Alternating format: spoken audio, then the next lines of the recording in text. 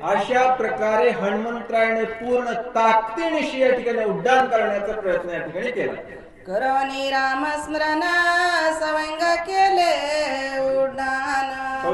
न लागतार दक्षण सागर संपूर्ण करमेला.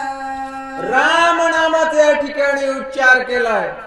राम राम रामेती रमे रामे मनोरमे सहस्रनाम तत्तुल्यम राम नामे वराणने. जय श्रीराम जय श्रीराम अशा प्रकारचा मोठा भूभकार केला हनुमंतरायाने.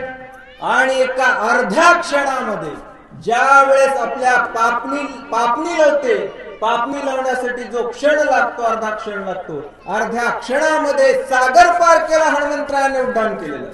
उपरी उपरी गगनांतरी सत्य लोक पर्यंत गेली उडाणाची थोरी विक्रम भारी कपीचा. विक्रम भारी कपीचा.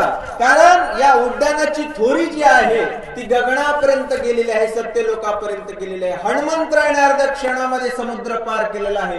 सत्य लोकापर्यंतची कथा गेलेली आहे. त्या तिथपर्यंत लोकांना सगळ्या कळालेली की हनुमंतरायाने